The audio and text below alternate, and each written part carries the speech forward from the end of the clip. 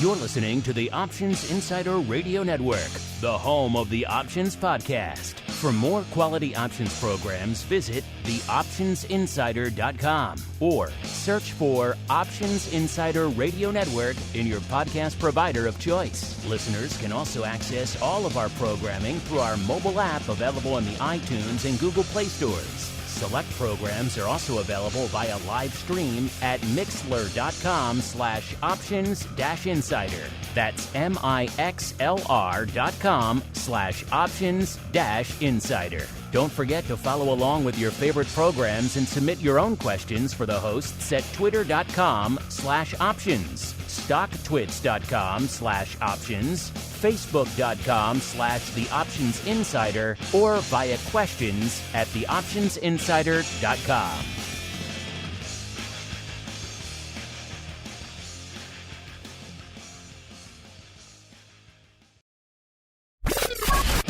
And now, it's time for the show that breaks down the options market from unusual activity alerts to market analysis, strategy overviews, listener questions, and much more. If it involves puts and calls, then our all-star panel will break it down. It's time to hit the Option Block with your host, Mark Longo from the Options Insider Media Group and co-hosts Uncle Mike Tosaw from St. Charles Wealth Management, Mark the Greasy Meatball Sebastian from OptionPit.com, Andrew the Rock Lobster Joe Benazzi from OptionPit.com, and Henry the Flowmaster Schwartz from Cboe. The Option Block is brought to you by Cboe. Cboe's suite of S&P 500 index options, SPX and mini S&P 500 XSP options, allows traders to speculate on the direction of the market, generate income, and hedge for downside protection of their portfolio of stocks. No matter what kind of trader you are, there's plenty of useful information to take the guesswork out of creating your portfolio strategy and to help you make more educated moves in the market. Visit www.cboe.com/SPX today to learn more. The views expressed herein are those of the speakers and do not necessarily reflect the views of Cboe Global Markets Incorporated or any of its subsidiaries, collectively Cboe. The information provided is for general education and information purposes only. There are important risks associated with transacting in any of the Cboe products or any of the digital assets discussed here. Before engaging in any transactions in those products or digital assets, it is important for market participants to carefully review the disclosures and disclaimers contained at www.cboe.com/US_disclaimers. These products and digital assets are complex and are suitable only for sophisticated market participants. These products involve the risk of loss, which can be substantial and, depending on the type of product, can exceed the amount of money deposited in establishing the position. Market participants should put at risk only funds they can afford to lose without affecting their lifestyle. And now, get ready to hit the Option Block. All right, everybody. That music means we are back once again. It is Thursday. It is noon Central. It is 1 p.m. Eastern. Do you know what's going on in these wild markets? Well, let's find out together, shall we? It is time once again for the Option Block. My name, of course, Mark Longo from theoptionsinsider.com, as well as the network upon which all of you folks are mainline, and hope you're having a good trading week. A lot of great content on the old network. If you missed anything this week, that's why you got to be listening to the full network. If you're just listening to the Option Block, listeners, you're missing out on nearly a dozen other shows coming at you. Futures, crypto, vol, advisors, you name it. We've got it covered here on the network. It is quite the offering, if I do say so myself. So make sure you're listening to the full network. And of course, if you want to go above and beyond, you want to join us for awesome pro Q&As like we had yesterday with our good buddy, Mr. Dr. Vix, as well as, man, we went deep into vol yesterday, as well as, of course, all things oddities. I'll be joined, I do believe, by our buddy, Mr. Matt Amberson from Orats coming up. He loves diving into all that unusual activity on Friday. You know where to go. Theoptionsinsider.com/pro is the place to go to learn all about that, as we learn all about who's joining us on the panel. Today, let's go in order of proximity. Let's start closest to the Chi-Town studios here, where we go out to the hinterlands of Chicago, where we are joined once again by the uncleest of Mikes, Mr. Uncle Mike Tosaw from St. Charles Wealth Management. Uncle Mike, welcome back to the program, sir. Always a pleasure to be here on the Thursday Option Block. All right, then going out in order of proximity, I'm not sure where he's beaming in from. I think it's from somewhere in the western mountain region. but we shall find out. We are joined, I think for the first time on the option block, by our good friend, Mr. Kevin Green, the senior markets correspondent over there at the Schwab Network. Kevin, welcome back to the show. Where are you beaming in from today, sir? I'm right south of Denver, Colorado. I was going to say we're actually Colorado. Still having some pretty nice weather. Yeah, it's beautiful. Actually, just really quick, we actually have elk in our neighborhood. So my neighbor had a big old elk just hanging out in his front yard for the last 2 days. So it's beautiful out here right now. Not just your garden variety deer, a legit elk roaming the woods over there. Okay. That takes it up a notch, I think.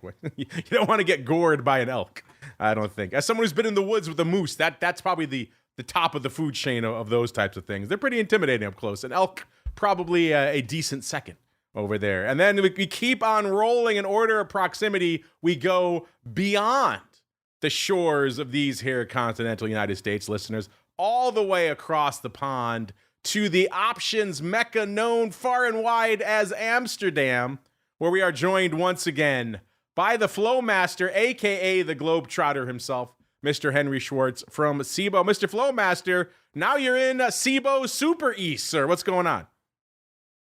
Yes, I am coming to you live from Amsterdam. This is the first time I've been in our office over here, but it's gorgeous, and I came over. We hosted an event with an infrastructure provider that was intended to help out Dutch firms that are interested in trading U.S. option products but haven't connected yet. So, it's part of kind of Cboe's vision is to import and export. We basically export our market models and technology and data, and we import order flow.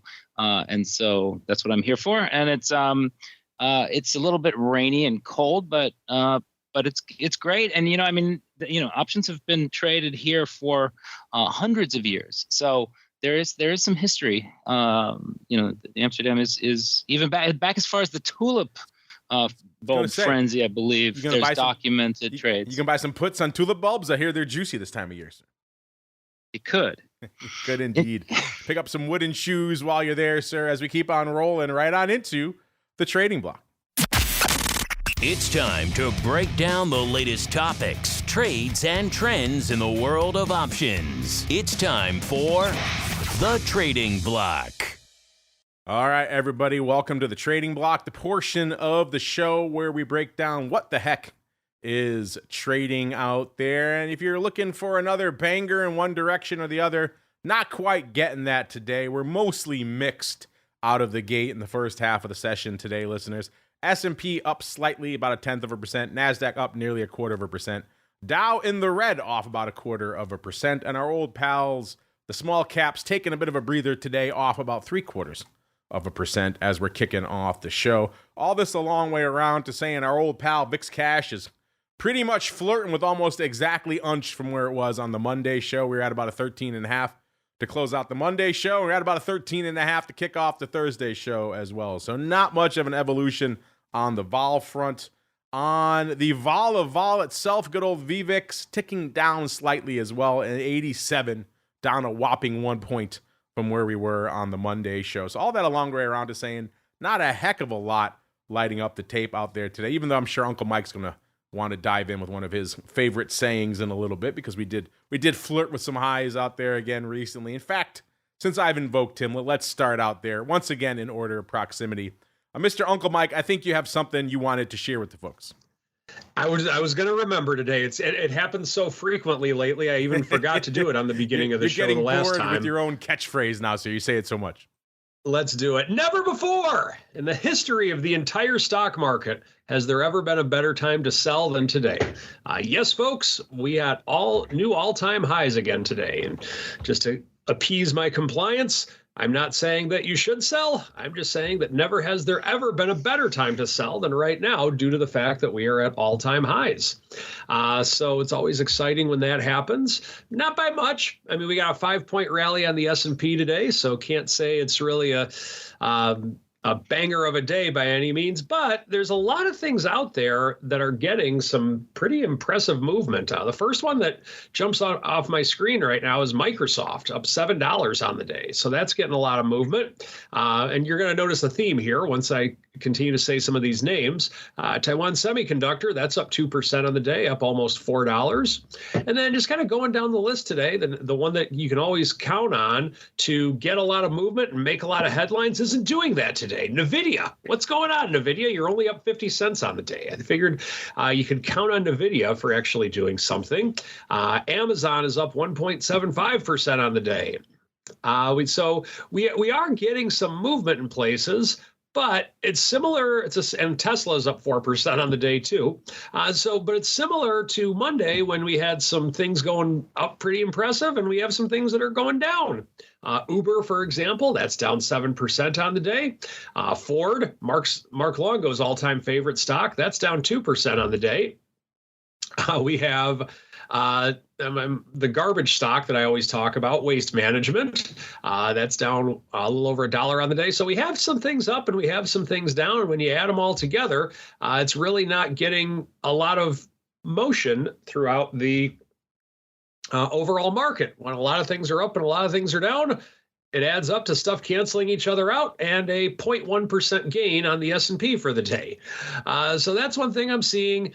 There is that, what's it called? Bitcoin. I think I have some opinions on that, but I got to say, it's definitely been going up lately. So over the long term, I will continue to share my feelings of Bitcoin. I don't think it's a good thing for the long term, but in the short term, hey, let's light a cigar with burning $100 bill, because why do you need those $100 bills anymore? You got Bitcoin, right?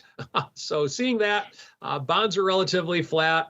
Silver and gold are down a little bit on the day, but nothing too noteworthy. And that's what I'm seeing today.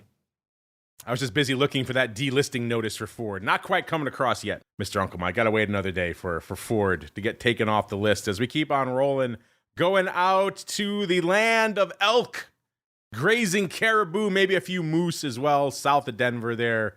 Mr. Kevin, sir, what's catching your eye out there in the markets today? When you're kind of looking at the equity flows and volume, it's been a little bit light over the last couple of trading sessions, and rightfully so. We ended the holiday season, at least for Thanksgiving. We tend to see light volume going into the remainder of the year, and it makes it a little bit easier to kind of push up prices. But what we're also seeing is actually depth of market or liquidity still staying in the markets here, and options volume on the equity side, as well as the index options, actually look very healthy. So even though we have these like slow grinding moves to the upside, and even also maybe realized vol actually coming in a little bit lighter than implied vol for options, you're still seeing a lot of activity, a lot of repositioning getting into January as well, Mark. So I've been looking at flows over the last couple of days, seeing how these institutions are kind of restructuring themselves going into January, which could actually be a choppy month, a volatile month. We have a major leap expiration as well. So I think that's all kind of adding fuel to this fire as to the melt-up type of environment. Mag 7 really kind of leading the way, not much broader participation, but you're still trying to get speculators out there in the option space to at least try to capture some premium, or at least scalp some premium by selling options more than really going long them. All right, now we'll go a long way out to the shores of Amsterdam. Mr. Flowmaster settling in after a long day out there, but still got time to join us here on the show today. Mr. Flowmaster, I'm not sure what you had time to notice out there in your busy day with the Dutch, but what's catching your eye out there in the markets today, sir? Well, I did notice Bitcoin over $100,000. That certainly is a milestone, and Dow over 45,000. I remember we were selling Dow 15K hats not that long ago at Trade Alert. So 45,000 for the Dow. It's really a pretty outstanding year. I mean, the big averages, SPX, NASDAQ, Russell, SPX and NASDAQ are up 27% on the year. We still have a month to go. Vol's low, or it's certainly lower than it's at the lower end of the range. And as Kevin said, volume has definitely quieted down since Thanksgiving. I mean, November was a barn burner, 55 million contract ADV.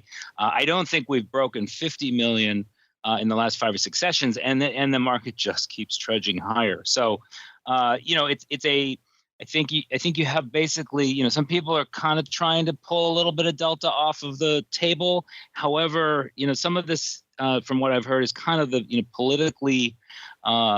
It's coming out of the fact that some of the cabinet picks that Trump is making, the Treasury Secretary, they're a little bit better than people were a little bit concerned about. So that seems to be kind of shaping up.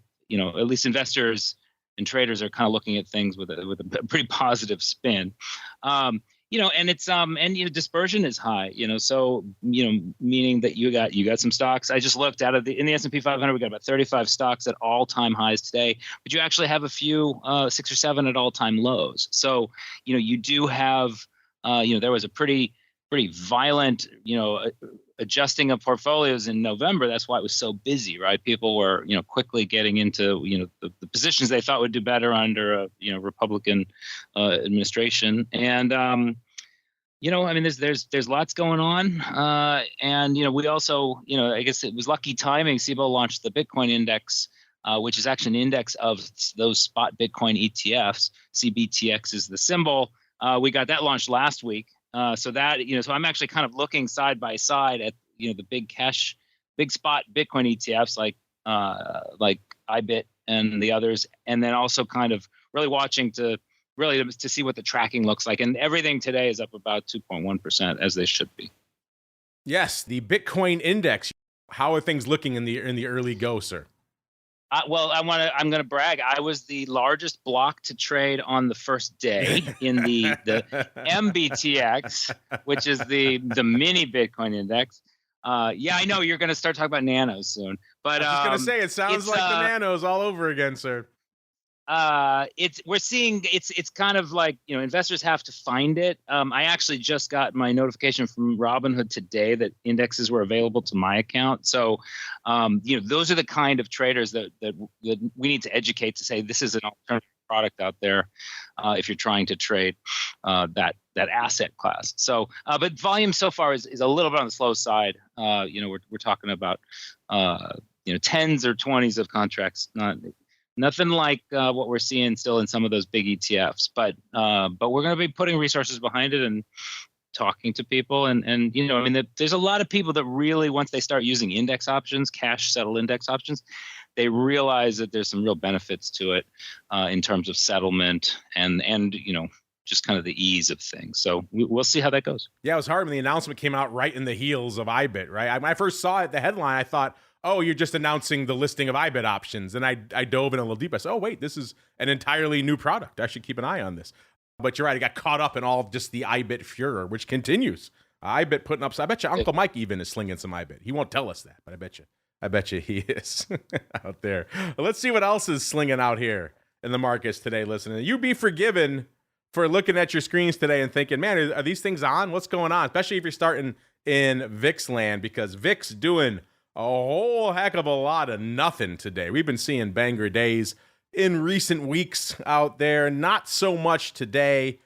146,000 contracts on the tape in VIX land today. Usually we might see that in one print out there. So VIX kind of just rubbing the sleep out of its eyes, trying to figure out if it wants to wake up today or just go back under the covers. The ADV 838, so starting to reflect some of that seasonality as well. This is usually, all things being equal, not a banger time for VIX options. So we're starting to maybe see that reflected out here. But then again, I don't think anyone had, the martial law in Korea on their bingo card this week, the collapse of the government in France, all sorts of things. So there are potentially some wild cards out there that could still drop, that could still potentially drive some vol. Hence our question of the week. We'll get to that in a little bit. SPY also looking pretty sluggish out there today. 3.5 million contracts on the tape. Just ticked about 3.6 million right now. That's almost a million contracts below where we expect it to be this time of the show. The ADV 7.33 million. I think you're starting to see the trend out here, listeners. The S 1.5 million. What we expect this time of day, about 1.75 million. The ADV 3.06 million. So obviously kind of light in the S as well. Small caps looking decent out there, pretty much exactly halfway to their ADV, 750. That ADV remains a lofty about 1.5 million, so we'll see if they can maintain that through the usually quiet holiday season. And the Q's looking kind of light right now as well, 1.95 million. Usually they're around 2.25, maybe 2.5 million this time of the show. The ADV, 4.12 million out there. Let's go out to single names, listeners. Is it a banger single name day? The answer, surprisingly, is yes. This is one of the more robust single name days we've seen in a while, kind of getting back to the point Kevin was making earlier about how volume persists in certain pockets, and we're seeing that out there today in single names. A softy, as Mr. Uncle Mike was alluding to, popping hard today, up $6.50 right now, 1.5%, trading pretty much 444 even. Good for number 10. Cost you 394,000 contracts to break into the top 10 today, listeners. So nothing to sneeze at. Kissing 400K to break into the top 10 today. That is, dare I say, respectable. Speaking of 400K exactly gets you to our old pal number 9. This one having the mother of all days out here. This is our old pal. We talked about them not too long ago. SoundHound AI. As you'll recall, listeners, we talked about them back on the October 14th show. Talked about somebody loading up on 23,000 of the no 5 halves for 40 cents when the stock was $5.32. We said at the time, I thought those sounded pretty good. I think I worked a bid for some of those, never got filled. I know a bunch of our listeners dove in on those, and you guys wrote in. It worked out pretty well for you folks. Hopefully you held on to the stock because this thing popping hard again today. $13 right now, $12.95, up another $2.80 or nearly 28% just today. I have no idea what's driving it. Analyst recommendation, takeover, more buyers than sellers, whatever the heck's driving it up. It is popping hard. So gone are the days when it was $5.32. Now the tick below $13, listener. So all you folks out there who were slinging SoundHound, who wrote in saying thank you for the 5 half calls, A, you're welcome, and B, hopefully you've had some more in your back pocket since, because this run has been just ridiculous out here for SoundHound. That's only number 9, listeners, 400K. We got some bangers today, including Uncle Mike's favorite, number 8. It's Mara, riding that crypto wave. 412,000 contracts from Mara today, about $26. Up about a dime right now, so kind of unched, but earlier today you hit 28.07, so kind of off the highs out there. We talked about Mara many times on our Crypto Rundown show, listeners. Go check out that show if you want a deeper dive. Basically, his name has flirted with about 30 to the upside and about 15 to the downside throughout the year, vacillating quite a bit. So there's been a lot of paper out there, including a ton of size open interest on the Jan 30s out there. So someone's waiting for that 30 strike, and we've kissed it a few times, but not quite there today. Number 8, Mara, 412,000. Number 7, the Fruit Company, 427 for them on the tape, 242.80. So a rare day where they actually sell off. They're off about 20 cents right now. They got as high as 244.5 earlier today. So obviously they're off their highs. Apple, number 7. Number 6, Palantir, 72.25, popping $2.50 or about 3.5%. So this name just continues to rampage as well. 505,000 contracts on the tape for Palantir. Number 5, it's the Amazonians, 221.90, up 3.75 or 1.75%, good for 506,000 contracts. And the number 5 spot, number 4, out to Intel. The market liked them earlier this week when they kicked their CEO to the curb. Today, not so much. 21 even, off about $1 or about 4.5%. Intel has lagged a lot of the other names in their sector. Obviously, investors are only patient about that for so long. Today, number 4, 546,000 contracts on the tape. So pretty active day out there in Intel. Let's just look really quickly, listener. Let's see what folks are up to out here in Intel. Looks like it's the 15 puts in January, leading the dance with about 21,000 of these bad boys going up. Now, January 2026. Man, those are long term. Wow. Let's look really quickly. See, what do those go up for? They traded for, they're part of a spread. They traded for about $1.30 out here in Intel. Looks like they did it. Oh, looks like maybe they're rolling. Interesting. Got also the Jan 25 puts. Oh, that's also expiring in 20. So yeah, so 1525 vertical, listeners. Looks like we may have someone rolling up some puts from the 15 strike up to the 25 strike. That's about 27,000 of the still roughly over 500,000 contracts. A lot of paper going up out here in Intel today, including 10,000 of the D's 22s. That's more along the lines of what I expected. 10,000 of those going up for 65 cents out there today. So paper all over the place in Intel today. You slinging Intel, listeners? Hit us up. Let us know. Number 3, keeping the crypto love alive. It's MicroStrategy, 549,000. And you know, after hitting its lofty highs of 100K, MicroStrategy just fallen off a cliff. It's off nearly $15 right now, or 3.65%. Just today, it hit a high of $444. That's about $100 below its all-time high of $543, excuse me. But hit $444 just earlier today, and it's already down to $392. So, wow, they're taking the bloom off that rose pretty quick out here, listeners. Number 3, MicroStrategy. Number 2, get this, number 2, yes, NVIDIA. Fall into number 2, listeners, 2.08 million. NVIDIA, as Uncle Mike alluded to earlier, kind of a rounding error day for them, 145.5, off about 30 cents. So not much on the tape for them today, 2.08. What can kick NVIDIA to the curb? Well, it's this newfound era of Tesla with Musk being knee-deep with the Trump administration, because all of a sudden we're starting to see numbers in Tesla again that we haven't seen in quite some time. About 2.25 million contracts on the tape right now. So Tesla putting up some numbers, popping hard today as well. 368.70, up about 10.75 or exactly 3%. So a nice little pop here for Tesla. Looks like some analysts liking it again. But you know, Tesla, end of the day, more buyers than sellers out there for all things Tesla. So a banger day on the single name front, including our old pal SoundHound. Man, that one lighting it on fire. In terms of action, there still is some earnings to look at this week. We had Salesforce and Marvell on Tuesday. Salesforce crushing it on Tuesday as well. Wednesday, we had Chewy, we had Foot Locker, we had Uncle Mike's favorite Dollar Tree, and also his favorite dining place, Cracker Barrel, and Five Below. I will admit, I do like the Cracker Barrel chicken. When I'm able to find them, they're way out in the hinterlands, but when I'm able to go, they're fun. And then Thursday, we got Dollar General and Build-A-Bear, and everyone's favorite sheer yoga pants manufacturer, Lululemon, and Ulta Beauty.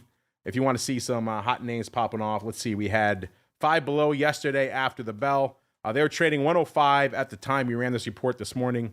You guys can see all these reports for yourselves over there on the website. Hot off the presses from our friends over there at Oratz. They were pricing in 11.4%. They delivered 12.8%, so a little bit of outperformance out there in Five Below. We were talking earlier, it seemed like they were kind of taking some vol off the top in the dollar store sectors. Let's go out to Dollar General. They were before the bell today as well. 79.5 is where they were going into their announcement. They were pricing in, get this, 11.4%. And maybe they were on the right tip, listeners, taking some off the top, because they only delivered 3.4%. Again, this is as of when we ran this report earlier this morning. If you look right now, it's moved even less, listeners, 1.4%. So, wow. At least for Dollar General, the right move was taking a whole bunch of vol off the top. Wow, that's surprising given how everything else is performing. If you want to see what's lining up after the bell today, Lululemon after the bell, $342.25 when we ran this report this morning. They were pricing in $28.64. In the past, they moved 25 even. So a full $3.64 more juice piled in on top. Is that worth it? Is there more vol to be found in sheer yoga pants? I guess we'll find out. Also after the bell today, Ulta, $399.81 was where they were trading. They were pricing in, my goodness, $28.93. In the past, they moved $19.49. So that is nearly $10 more piled in on top there, listeners. Is that merited for Ulta? Remember, that long-term average is a rolling aggregate of the past 12 quarters, so 3 years. So it is also possible maybe the 13th quarter, the one that just rolled off, was really a banger. So maybe it made that number look a little different. But either way, that seems like a heck of a lot of juice for Ulta. I'll need to dig in after the show, see what's afoot out there. If you want to do that digging for yourselves, listeners, it's easy to find. Just go to the website and then click on the Option News and Articles tab. And all this data is there for you because we like you, completely for free. So you can do all this homework for yourselves. You too can say, man, Ulta's looking kind of juicy. Or maybe you could say, you know, GameStop may be looking a little bit cheaper now than it has in the past. All sorts of fun out there because we have it all there for you. TheOptionsInsider.com. But now it's time for us to keep on rolling. It's time to get weird. It's time to get wild. It is time for the Odd Block. It's time to break down the most interesting, unusual, and downright questionable options activity that's been identified by TheOptionsInsider.com. It's time for the Odd Block.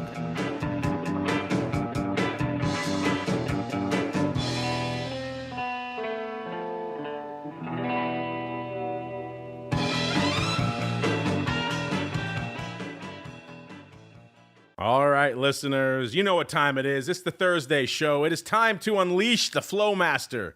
see what he has fixed his steely gaze upon this week, listeners. You know, he's all the way across the pond, but it doesn't stop him from finding some fun flow for you guys. Say that 5 times fast. As we go out to his first victim this week, listen, let's go out to Uber. You know it, ticker symbol UBER. Maybe you love it, maybe not. 66 and a quarter, as Uncle Mike was alluding to earlier in the show. Not exactly a banger day for Uber, off a little over 8%, nearly 6 handles today. So yeah, no joy for them. Waymo expanding and looks like spooking some folks here in the Uber and Lyft sector. It's not a good day for them. On the year, they are still up, but barely. If they have another day like today, they will be pretty much unched on the year, listen, because they're up a little over $8 on the year, about 14%. A year ago, they were trading about $58. They shot up for the first time in March to about 81. Then they came back down. Guess when? August 5th, listeners. They sold off to about 58.5. Then they shot back up again by October 11th. So a lot of names look like they had problems going into Halloween, but this name peaked on October 11th. 86.34. Since then, it has fallen, including today, pretty much exactly $20, $20.10. So it's been a rough couple of months out here, which is interesting because the last month in particular for a lot of names has been a banger. You know, post-election, most names have been on the rampage. Uber kind of taken the other direction and given up almost all of its gains for the year. Mr. Flowmaster, sir, looks like you spotted some intriguing flow out here in Uber, sir. What caught your eye? Yeah, this was a spread, and I actually had to reach out to somebody who works on the floor of the box exchange, which is where it traded, because it was a little bit funky. So the flow itself was about 6,700 of the December 27th 70 calls trading for $1.30, against around 5,000 of the same expiration 74 calls that traded around 47.5 cents. So it was. And they both traded bid side, which is why I had to kind of dig a little bit to figure out what it was. And I was told that this customer bought the 74s, so those are the 47.5 cent kind, and sold the 70s. And we can tell the 70s are opening because it exceeds the open interest. And so what this is a roll down of a short call position. And if you look back, you don't have to go very far to see when they got into those 74 calls. They sold them for around $1.30 just 2 weeks ago, and stock was kind of closer to 70. And what's interesting about this one, most of the odd blocks I pick are kind of bullish. This is not. This is somebody who did okay, basically made 50 cents or so, actually closer to 80 cents on 5,000 calls, and they're reloading.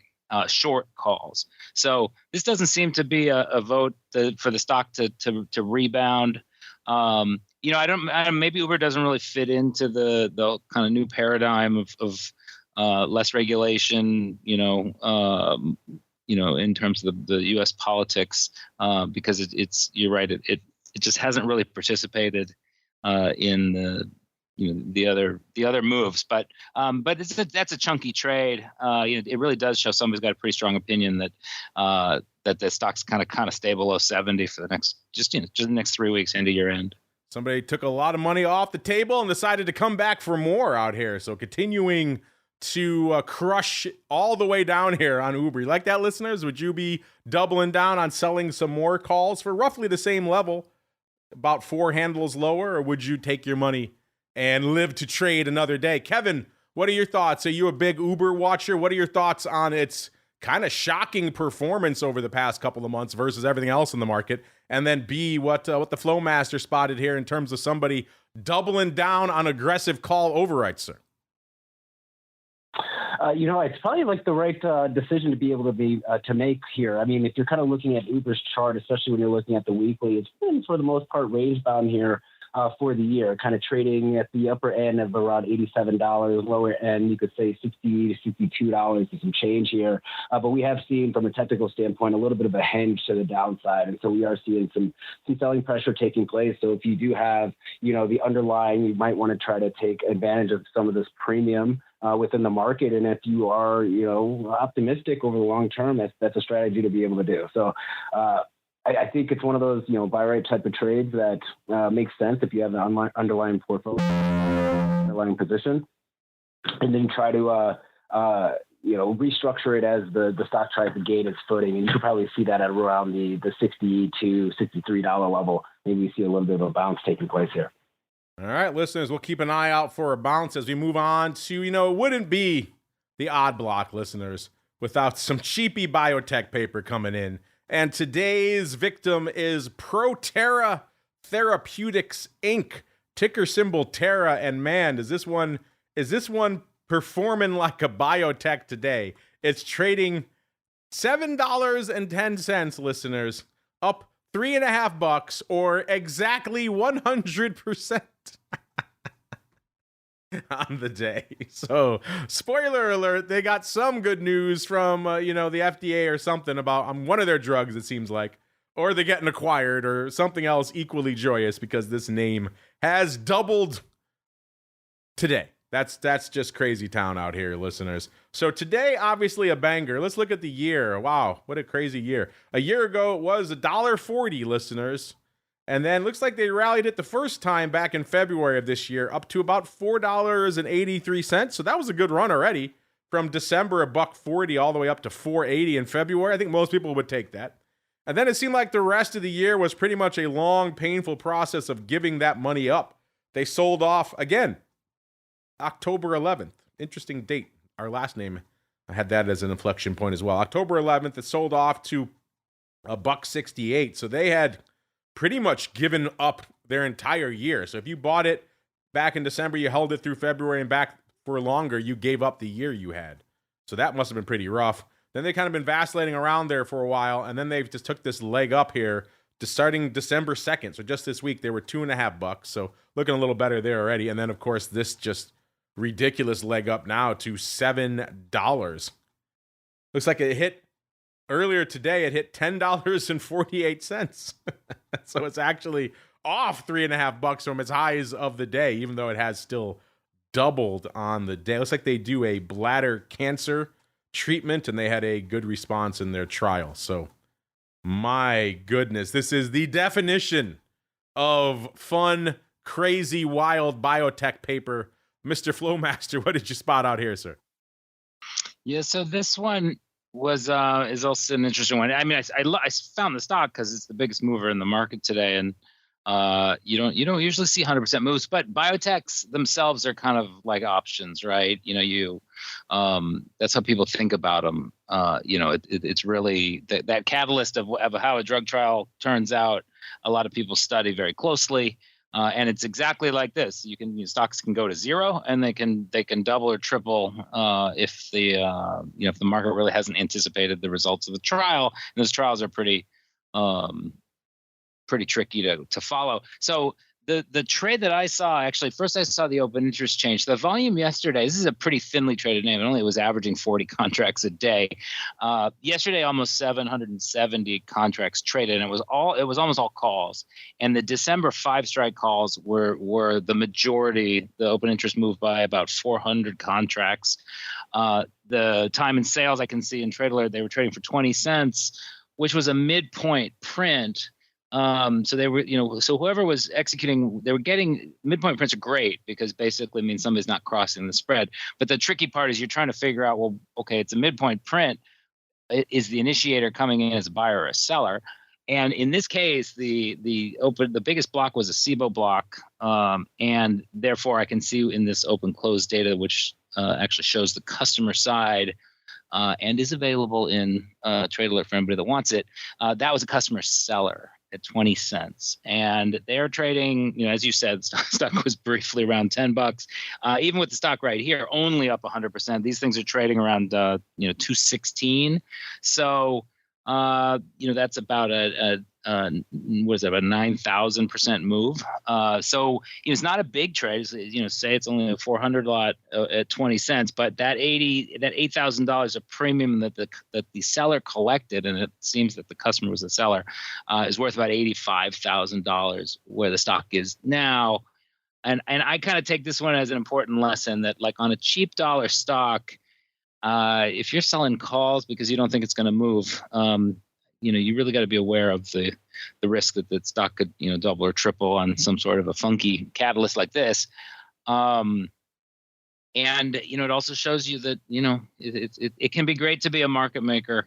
I don't know, maybe the seller wasn't paying attention to the timing of the drug trial. I don't know if it was a surprise or not.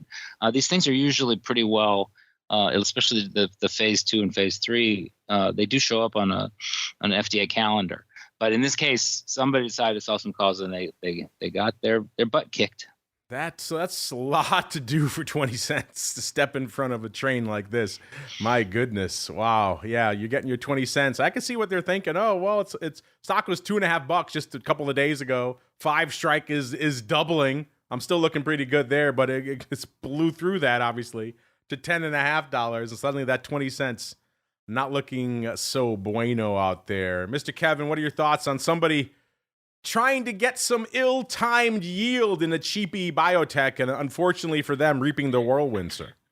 Yeah, unfortunately, I mean, they're probably going to get called away if they do own the underlying stock. And as you kind of said, I mean, sometimes you see this type of unusual activity coming around an event like this or an announcement like this. And it's unfortunate. So you have to just be mindful anytime you're trying to sell premium, you're trying to sell calls or anything of that nature, you got to be willing to actually sell the shares that you have if it's a covered call. And this is also a good example of, maybe never, short selling calls as well when you do not have the underlying, because things like this can happen. Can I just double down on this? Because I actually just looked at this. Somebody also picked up a significant amount of 7.5 calls yesterday, bought them. And so they're also making out really well as well. And this happens every once in a while. I always have to say, obviously, when we see unusual activity, we're just looking at publicly available data. But it is always interesting that somebody kind of gets the hint beforehand and layers in and for a time like this. And it looks like those trades yesterday were getting put in at pennies, 10 cents. Those things are going for about $1 right now. Last trade for $1. So that person is making the whole boatload of money here today, but you got to be very careful when it comes to the biotechs. They could be winners, and then sometimes, the majority of the time, there's a lot of losers out there as well. Yeah, getting that 20 cents could leave a lot of wreckage in its wake. Speaking of wreckage, or perhaps not so much, let's pay off really quickly a trade we talked about on the Monday show, listeners. We talked about a whole bunch of action popping off for this Friday, listeners, the December 6th contract. In particular, let's go out to ACHR Aviation, Inc., ticker symbol ACHR. This is another one of these vertical takeoff and landing names. There's a few of these popping around lately that have been lighting up our unusual activity tape. ACHR, just the most recent. This name has had kind of an interesting year. It was $6.20 a year ago. Then they crushed it down to $2.82 back in the September timeframe. Then it's had a nice run since. When we talked about it on Monday, stock was $7.08. So it had a nice run. And it seemed like somebody was coming in just to swing for more very, very near-term upside fences, listeners. They came in and they scooped 2,000 of the D7 halves for 60 cents. The stock was, again, $7.08, so it was pretty juicy. It was a 255 volatility at the time, so they weren't messing around. It was interesting because there wasn't an obvious catalyst. There wasn't an earnings, something else like that. There could have been some other development with the stock, but either way, it was just a very aggressive near-term swing for the fences here. The stock had to obviously run quite a bit just to make these calls break even. And lo and behold, looks like they worked out, at least from what I said before, that move it needed to kind of break even. They pretty much got that. The stock was $8.25 right before the show, so it had popped over $1, which is pretty much exactly what they needed this thing to do. Let's see, how high did it get today? It got up to about $8.37 earlier this morning. So at that level, they were obviously looking pretty good. They were actually sitting on some profits on these. They were all still open, at least this morning, but it is worth noting 11,000 of these have traded now since we started talking on the show here. So looks like somebody, the net volume is more than the OI, so there is net opening here, but I would be surprised if somebody wasn't taking some of these things off. Looks like some of them traded 70 cents earlier this month. Looks like that's the high print, 65, 46 cents. So again, listeners, we say it all the time. If you're going to play in this very, very near-dated paper, even when you get the move you needed, like in this case, they got the move they needed, it still is a very, very short window of opportunity to pretty much scratch. Like some of these trades 40 cents, 50, you're already losing money on these trades. So you got the move you needed, but because you paid a 255 volatility for a weekly option, it is, unless you get this, Proterra Biotech type move, it is very difficult to make those pay off. So it looks like somebody managed to make a dime on a whopping 220 of them,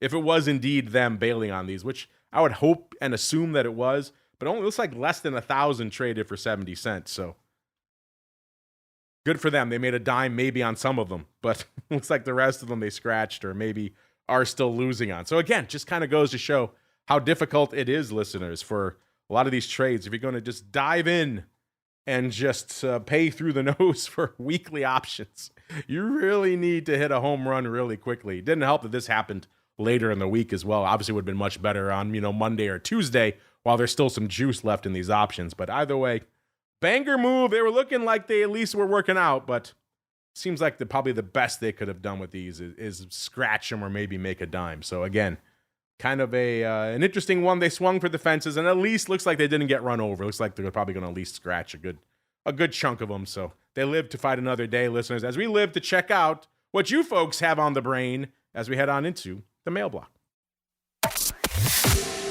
It's time to take your seat on the All-Star panel as we read your emails, tweets, Facebook messages, website comments, and much more. It's time for the Mail Block. All right, everybody, welcome to the Mail Block, the portion of the show where you folks take the reins. And I've said it before, I will say it again. We have the best audience in the business. You folks are amazing. You always point out such great things. I'll get to what you were pointing out in a second because it brought a smile to my face. I have a feeling it'll bring a smile to Uncle Mike's face as well. But this all comes back to our heated debate about John Candy movies on the Monday show, which led to us posting a fun little flash poll during the show. Quite simply, what is your favorite John Candy movie? We gave you 3 choices and the infamous other. Planes, Trains, Automobiles, The Great Outdoors, Uncle Mike's favorite, and Uncle Buck. And Planes, Trains, Automobiles ended up taking it, which I love that movie. I can't argue with that. Uncle Buck's a good one, too. I don't really have much of memory of The Great Outdoors. I'm thinking of Summer Rental. I get those two confused. Maybe I have seen it, but we had write-ins, including a lot of people writing in for Stripes, which is a great one. Not quite a John Candy starring film, but he is in it, a great film. But Uncle Mike, this is why I say we have the best audience in the biz, because we had, after that episode, Brian Infinger, hope I'm pronouncing that correctly. They wrote in to say how the great outdoors relates to trading. They said on episode 1338, there was a great deal of talk about John Candy movies, in particular the movie The Great Outdoors. I don't know if it was remembered, but in the movie, Dan Aykroyd's character, Roman, was a trader. And as he's saying that, starting to trickle some memory neurons for me that I think I remember what he's talking about. He says he made a big confession in the movie. Roman says, he's got all the dialogue here. He said, Roman says, Chet, I'm going to level with you. I'm a phony. I'm a fraud. I'm a fake. From my $15 imitation Bally slip-ons to our replicated Rolexes, we're broke. We're bankrupt. We're busted. We're living well, right? We're well beyond our means. I'm full of crap, Chet. I haven't been trading in over 2 years. This deal came up. It looked good. I got overextended. I couldn't meet my calls. I lost my seat on the exchange. He wrote it, I'm not sure if that should be the winning movie selection for a trading show. Smiling face. Thanks for what you and your team and this show does. Well, thank you, first off, Brian, for that. That means he played Traders twice, Dan Aykroyd. Played that, and of course, infamously in Trading Places. Uncle Mike, first off, A, how awesome is our audience to point that out for us? And B, do you remember that Dan Aykroyd's character sounds like an options trader in that movie? I do remember that. Yeah, there's some parts in the beginning of it that I do remember that. I do remember that spot to where and then he tried to pitch John Candy on some big deal that he was in, and then I definitely remember that part of it. It's a very minor part of the movie in my opinion, but I do remember that, and I think it's awesome that our audience knows that. Our audience, I didn't think it was possible, but I like our audience even more now. They are pretty awesome. I'm going to have to add The Great Outdoors now to our pantheon of trading movies. We, of course, have Trading Places, Wall Street up there, of course, Quicksilver, a legendary one, and now, of course, am I going to have to add The Great Outdoors to that list, Uncle Mike? I think you have to.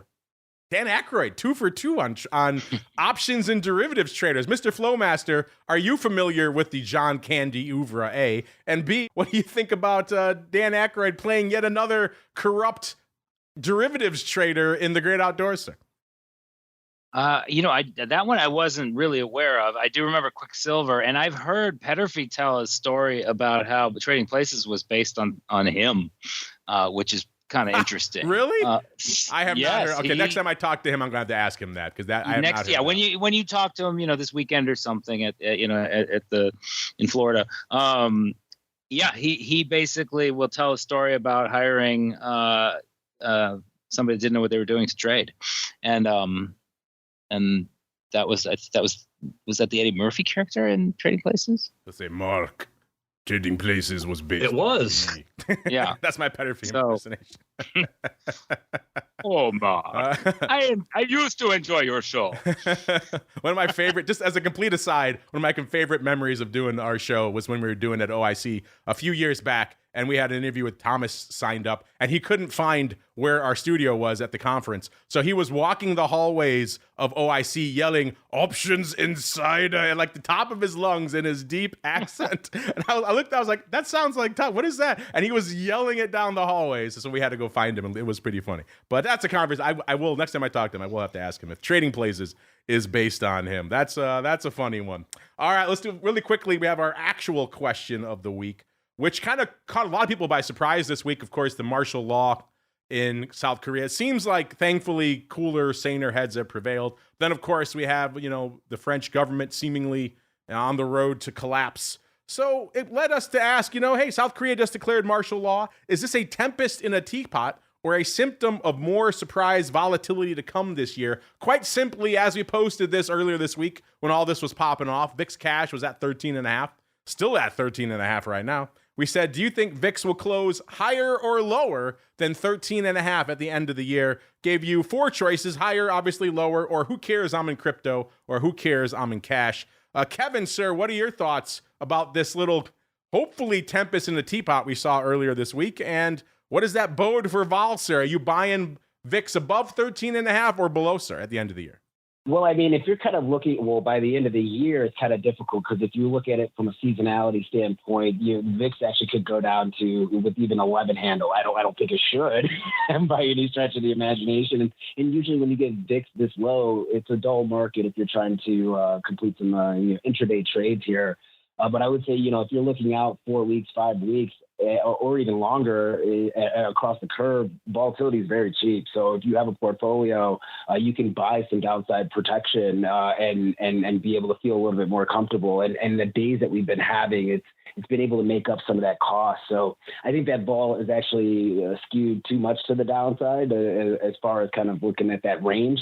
And you can also see that with the VVIX as well. VVIX is looking very compressed to the downside, kind of getting towards, some 3-year average lows on that side there. And when you're looking at what happened in South Korea, I think context is also everything too. So this is something that has been on the radar since September, and people have been writing about it. And it seems like, I'm not sure if people remember the movie Half Baked, but the guy, they're all like working in the shop, and this one guy's like, "All right, I'm quitting." He's like, I'm out of here. Who's coming with me? And no one was leaving with him except for one person, right? And that's kind of exactly how the South Korean president kind of felt like. He tried to pull something, and no one was really going to back him. So I think the market did not take that scenario really that seriously, and it seems like they have dampen down some expectations there. And if I'm looking for a vol event, I still think the Russia-Ukraine conflict is probably the bigger one that's on the radar right now. The Middle East conflict obviously is still going to be a situation, but it seems like it's calmed down a tad bit, and they're trying to find some form of a resolution. But the Russia-Ukraine conflict, I believe, is where the true volatility will reside. And now is a better time than ever to really, buy that cheap vol. That's just how I look at it. Our audience is disagreeing with you, but only slightly. We have right now 54.1% going for higher, above 13.5 at the end of the year, lower 40.5%, and about a tie for third, both about 2.7% each for who cares, I'm in crypto, and who cares, I'm in cash. Listeners, as it's time for our final segment, it is time to go around the block. It's time to tell you what we'll be watching on our trading screens until the next episode. It's time for Around the Block. All right, everyone, welcome to Around the Block. Really quickly, I forgot to pay off our question of the week from last week as well. Nearly 61% of you think the SPX will close above 6,000 at the end of the year. 23.9% say hell no. And 8.7% say who cares, you're in crypto. 6.5% say who cares, you're in cash. So you folks are feeling optimistic, which right now, if we close obviously where we are right now, that is the winning answer. So right now you're looking pretty good. But let's go around the horn, see what everyone's keeping an eye on until the Monday episode through the weekend. Kevin, we'll start with you, sir. What are you keeping an eye on through the weekend into the start of next week? Well, we have the jobs report tomorrow on Friday, and so I think that's going to be a big headline mover. It's not going to be so much the preliminary report that we're going to get for the November print, but the revision for October, which came in a lot lighter than what the street expected, coming in around 12,000 jobs being added. So you're looking for a very strong revision to the upside. And the ADP report that we had on Wednesday, I think, kind of confirms that maybe that print that we had from BLS last month might have been a little bit of a fluke, maybe a lack of participants when it comes to the survey data. And then kind of looking over the weekend, I want to see how, once again, the Syria situation is actually kind of interesting because it could actually have an impact when it comes to oil logistics and energy logistics just in general. We had some OPEC news today that they're going to delay their output increases for another 3 months here. So let's see how the energy market actually holds up. We had a really critical area of support sitting at around the 67.5 level for crude oil. And it's been a really decent scalp to the upside. You could buy it at 67.5. You could sell it at around 70, go back, do it again, rinse, repeat, but it does feel like it's a little bit more of a coiled spring. And if we do have tensions flare up, which usually happens over the weekend, that's when you can kind of get a decent little pop in the opening session for oil and also for some of these energy companies on Monday. Yeah, interesting stuff to watch. We'll probably get more into energy in a little bit, listeners, on This Week in Futures Options. That 65 range, that mid-60s range in crude oil, an intriguing one is starting to test that area again. We'll see what happens. Do we bounce? Do we break through? Should be fun on TWIFO in a little bit. Uncle Mike, same question for you, sir. What are you keeping an eye on till the Monday episode? Seeing if we follow through on the all-time highs, of course. Watching that, the various international events that seems like we always have to keep an eye on, of course. And then seeing if the bond rally can continue or is it going to putter out? So we'll talk about that next week, I'm sure. And Mr. Flowmaster, as you're preparing your trip back from Amsterdam, sir, what are you keeping an eye on until your next appearance? Well, I will be watching these Bitcoin CBTX and MBTX indexes, and I kind of agree in terms of the cost to hedge. I just priced out a year-end 5% down put, and SPX costs about 16 basis points. So it's really not. It might be 1.6%. I might have gotten that wrong, but it's, vol's lowish and skew is not jacked up. And if people are having a year like the market's having, it's pretty prudent time to, just protect yourself a little bit. Protect yourself, indeed. Unfortunately, listeners, that music means we are out of time here on the old Option Block show for this week. Mr. Kevin, you did an able job on your first appearance here on the program. If folks want to check out what you got cooking on the network, what's coming up on your docket, sir? Well, they can check me out on Twitter or X at KG Bull and Bear. You can check out the Schwab Network. I'm pretty much on there almost all the time. And so I really do appreciate you having me on here. And on the network, actually, going into the close, 30 minutes into the close for the equity session, we go over options flows, look at the SPX zero-day expiration, looking at option structure, and then also utilizing that to actually use technical analysis to try to find areas of support and resistance. And that's one of our popular segments. So I will have a shameless plug there. And I appreciate you having me on. Hopefully I can come back sometime. Well, we had fun having you on. Check out Kevin, all of his various segments over there. I'm going to make sure to rotate him back on again sometime soon. And Uncle Mike, sir, where should folks go if they want more Uncle Mike goodness or to debate in depth the John Candy oeuvre with you? don't debate the John Candy with me, because I'd probably just agree on all of them. With that, check me out on Twitter at Mike Tosaw, Tosaw. If you're looking for a financial advisor who works in the option space, head to my website, stcharleswealth.com. And Mr. Flowmaster, you mentioned the newest Cboe offering on the Bitcoin front. Where should folks go to check that out, as well as all the goodies you folks have cooking over there on the analytics side, sir? Sure, you can just head over to Cboe.com/RMA for risk and market analytics. That's where we have our tools and our data. And for Cboe Bitcoin Index, best bet is just go to Cboe.com, and we have a search box. There's a dashboard for both of those indexes. You can understand what they are. You can see them. You can look at some data and decide, maybe if there's a trade out there for you. Check them out, Cboe.com/RMA. That's going to do it for us on the option block today. Back again in a little bit when we get into crude oil, probably, as well as a whole bunch of other fun on the show. I'll be joined by our good pal, Mr. Dan the Man Gramza, coming up in a little bit to dive deep into all things futures options. Then, of course, back again tomorrow with our old pal, Mr. Dr. Vix, and some other special guests to talk all things vol on volatility views. And we're back one final time for the week, exclusively for you pro folks, joining us to talk all sorts of wild and unusual activity on options oddities. You want to check that out, head on over to theoptionsinsider.com/pro to learn more. Then we're off for the weekend. I get to rest my voice until we're back again on Monday. What will be our 80s trivia then? Will we debate more John Candy? I guess we'll find out on the next episode of The Option Block. Stay safe out there, everybody. The Option Block is brought to you by Cboe. Cboe's suite of S&P 500 index options, SPX and mini S&P 500 XSP options, allows traders to speculate on the direction of the market, generate income, and hedge for downside protection of their portfolio of stocks. No matter what kind of trader you are, there's plenty of useful information to take the guesswork out of creating your portfolio strategy and to help you make more educated moves in the market. Visit www.cboe.com/SPX today to learn more. The views expressed herein are those of the speakers and do not necessarily reflect the views of Cboe Global Markets Incorporated or any of its subsidiaries, collectively Cboe. The information provided is for general education and information purposes only. There are important risks associated with transacting in any of the Cboe products or any of the digital assets discussed here. Before engaging in any transactions in those products or digital assets, it is important for market participants to carefully review the disclosures and disclaimers contained at www.cboe.com/US_disclaimers. These products and digital assets are complex and are suitable only for sophisticated market participants. These products involve the risk of loss, which can be substantial and, depending on the type of product, can exceed the amount of money deposited in establishing the position. Market participants should put at risk only funds they can afford to lose without affecting their lifestyle.